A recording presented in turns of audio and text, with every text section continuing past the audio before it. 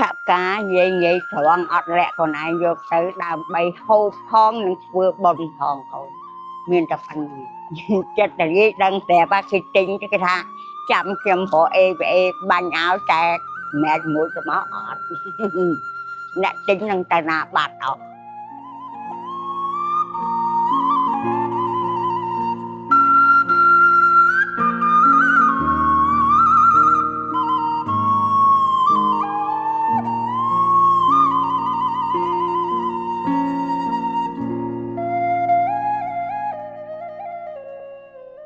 ខ្ញុំឈ្មោះអ៊ុនសាមៀនលក់តា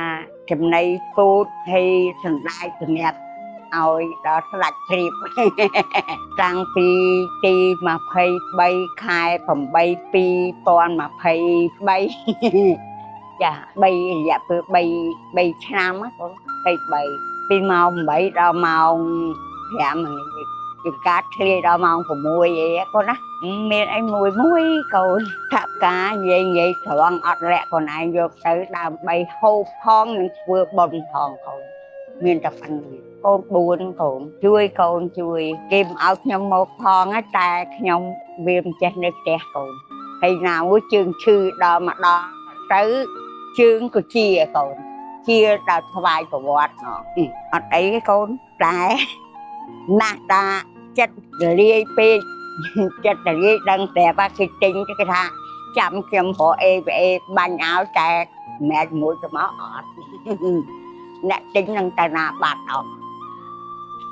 ហើយក៏អត់ខឹងគេដែរកូនខឹងកុំខឹងព្រោះគាត់យកទៅក៏គាត់មិនយកទៅណាគាត់បាយឲ្យព្រៀបដដែលកូនចាគិតទៅយើង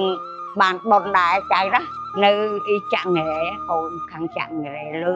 នេះនៅកន្លែងហ្នឹងហ្មងកូននៅមុខវាំងចំមុខវាំងខាងនេះសារ៉ាមទីខាងនេះវាំងហើយខ្ញុំផ្លូវបុកពីខាងសារ៉ាមទីមកចំនៅនឹងហ្មងលក់នៅប្រចាំថ្ងៃនៅកន្លែងហ្នឹងកូនមកប្រឡោះត្រឹមនេះមកត្រឹមហ្នឹងតែប៉ុណ្្នឹងកូនលក់រាល់ថ្ងៃមកដល់យាយជូតឲ្យស្អាតហើយបានឆ្វាយដល់ស្លាច់ជ្រាបបានឆ្វាយហើយដល់ហើយខ្ញុំយាងអង្គឃុំមកឲ្យគាត់មកតូននៅកន្លែងហ្នឹងបានខ្ញុំចាប់លក់កូនរាល់ថ្ងៃឃើញតែអញ្ចឹងជូតមានកណាត់ខ្ញុំនេះទឹកកណាត់អីជូតកូនពូតខ្ញុំមកដឹងឆ្លាញ់ខ្ញុំដឹងថាសំដែងអូអានេះ5000អានេះ1000តែខ្ញុំព្រីទៀតកូន1000 6000នឹងយកតែ5000នេះកូនថងកុំថាតិចចំណេញឡាកូនតែយើងកុំពូតកុហកគេចំណេញកូន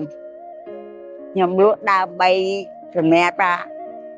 យើងទៅបុណ្យទៅទានហើយមិនបាច់ចាំពឹងកូនពឹងចាយគេជួយតែ